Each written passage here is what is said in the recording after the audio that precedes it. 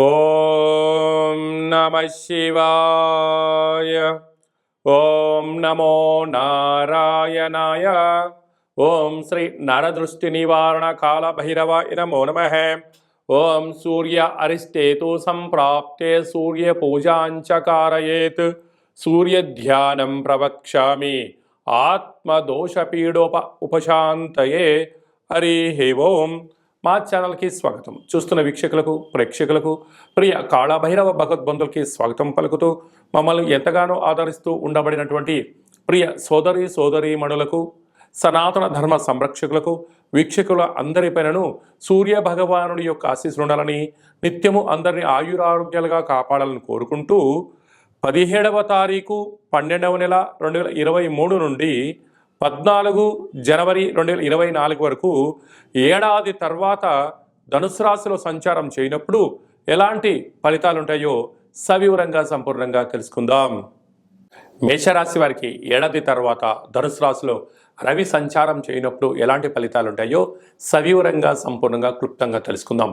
మేషరాశిలో ఏ నక్షత్రాలు వస్తాయిగా అశ్విని నక్షత్రంలోని 4 పాదాలు, భరణి నక్షత్రంలోని 4 పాదాలు, కృతికా నక్షత్రంలోని 1 పాదం కలిపితే మేషరాశి.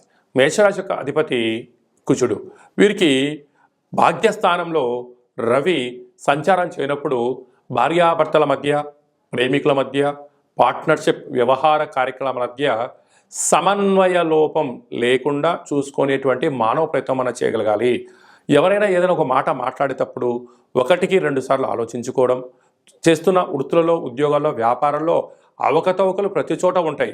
దానిని సమగ్రంగా తెలుసుకొని మీరు చర్చించగలిగితే చర్చలకు ఫలితం ఉండేటువంటి అవకాశాలు ఉన్నాయి. ఎవరో వాళ్ళు అన్నారు కదా, వీళ్ళు అన్నారు కదా అని చెప్పి మీ యొక్క భాగస్వామ్యపు వారిపైన అన్నారనుకోండి, మానవ సంబంధాలు, ఆర్థిక సంబంధాలు అనేక రకాల విభేదాలకు దారితీసే పరిస్థితి అధికంగా ఉంటుంది. ప్రధానంగా సాఫ్ట్వేర్ ఉద్యోగస్తులు, హార్డ్వేర్ ఉద్యోగస్తులు, పారిశ్రామికవేత్తలు, వ్యవసాయ సోదరీమణులకు అందరికీ కూడా ఎన్నో జాగ్రత్తలు అవసరం అని చెప్పి గమనించాలి.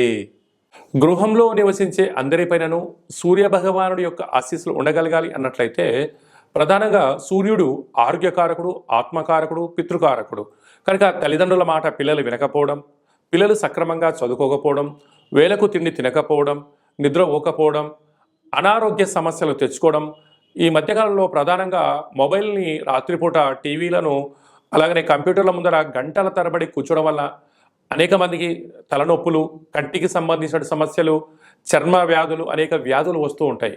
ఇలాంటి కాల సమయంలో మనము స్వామివారికి ఆశీస్సులు ఎలా పొందగలగాలి అన్నట్లయితే సూర్యుడు వచ్చేటువంటి కాల సమయానికి కాలకృత్యాలు తీర్చేసుకొని స్నానం చేసుకొని ఒక రాగి చెంబులో ఒక పిడికెడు గోధుమలను వేసుకొని సూర్య భగవానుడు రాగానే ఓం హ్రాం హ్రీం హ్రౌం సహ సూర్యాయ నమః అనేటువంటి మంత్రాన్ని ఒక 6 సార్లు, కుదిరితే 27 సార్లు, కుదిరితే 108 సార్లు మంత్రాన్ని ఉచ్చరింపచేసినట్లయితే సంపూర్ణంగా సూర్యుడి యొక్క ఆశీస్సులు కలిగి వీరికి కంటి సమస్యలు, దేహ సమస్యలు, ఆత్మ సమస్యలు, పితృదోష నివారణ కలుగుతుందని చెప్పి గమనించాలి. అలాగా చాలామంది యంత్రాలతో, ఆయుధాలతో పంచడం కానీ పశుల ప్రభావంతో ఉండబడిన వారు స్వామివారికి ఆశీస్సులు ఇంకనూ అదనంగా కావాలి అన్నట్లయితే ప్రతి ఆదివారం పూట ఉదయం 6 గంటల నుంచి 7 గంటల వరకు రవి హోర జరుగుతుంటుంది.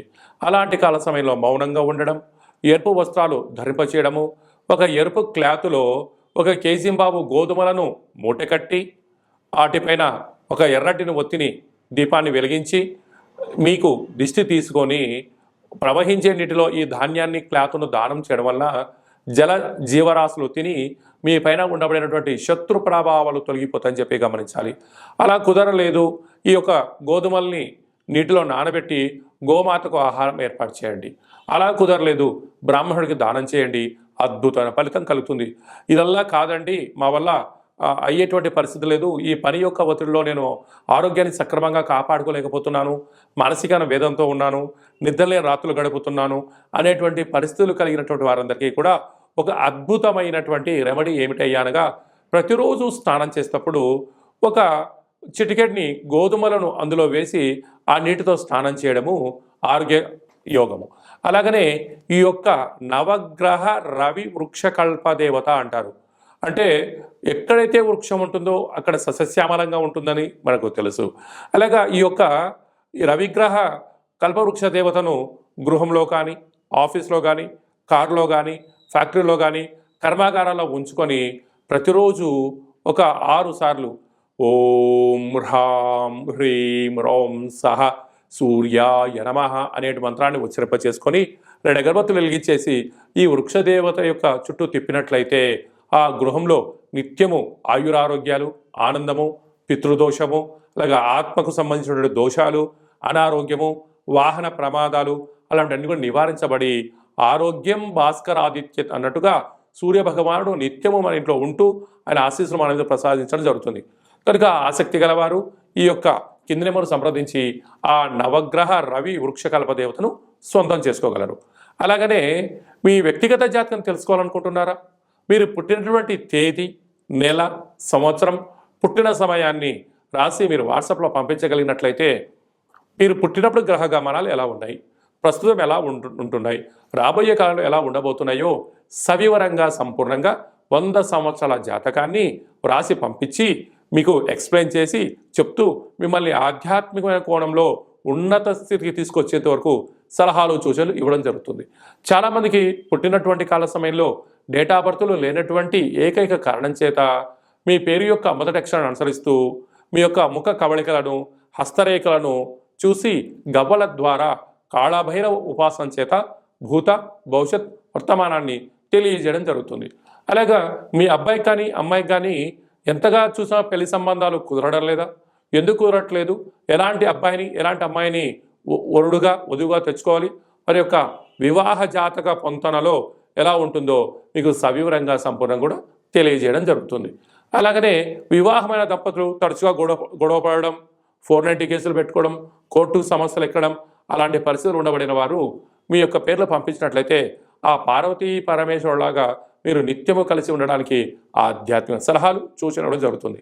అలాగా మీకు సంతానం కలిగినటువంటి మీ యొక్క పిల్లలకు ఏ రోజు పుట్టారు, ఏ మాసంలో పుట్టారు, ఏ నక్షత్రంలో పుట్టారు అనేటువంటి వారి యొక్క పేర్లను ఆధ్యాత్మికమైన నామాలుగా మీకు మంచి అంటే పేర్లో వైబ్రేషన్స్ ఉండేటువంటి రైజింగ్ పేర్లు ఉండేటువంటి పేర్లను కూడా మీకు సజెషన్ చేయడం జరుగుతుంది.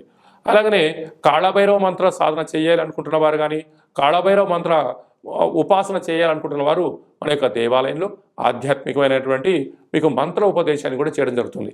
ఆసక్తి గలవారు ఈ కింద నెంబర్ సంప్రదించి అపాయింట్మెంట్ తీసుకొని సంప్రదించగలిగినట్లయితే మీకు ఆధ్యాత్మిక సలహాలు సూచనలు ఇవ్వడం జరుగుతుంది. కనుక ఏడాది తర్వాత ధనుసు రాశిలో రవి భగవానుడు సంచారం చేయనప్పుడు అందరికీ నిండు నూరేళ్ల ఆయురారోగ్యాలను, మనశ్శాంతిని, ఆరోగ్యాన్ని ప్రసాదించాలని కోరుకుంటూ ఆశీర్వచనం. ఓం శతమానం భవతి శతాయ పురుష సతేంద్రియ ఆయుష్యేవేంద్రియే ప్రతిష్టతి ధనం ధాన్యం బహుపుత్రలాభం శత సంవత్సరం దీర్ఘమాయు నిత్యం సూర్యనారాయణ దేవత అనుగ్రహ ఆయురారోగ్య ఐశ్వర్య ప్రసాద సిద్ధిరస్తు. ఈ వీడియో మీకు నచ్చినట్టయితే లైక్ చేయండి, షేర్ చేయండి, మా ఛానల్ సబ్స్క్రైబ్ చేసుకోండి. మేము చేస్తున్న ఆధ్యాత్మిక వీడియోలు అందరికన్నా ముందుగా మీరు చూడాలి అన్నట్టయితే గంట సింబల్ ప్రెస్ చేయండి, అలానే బటన్ కూడా తెలియచేయండి. ఈ భక్తి సమాచారాన్ని భగవద్బంధులకు, మిత్రులకు, స్నేహితులకు చేరవేసి సూర్య భగవానుడి యొక్క ఆశీస్సులు పొందండి.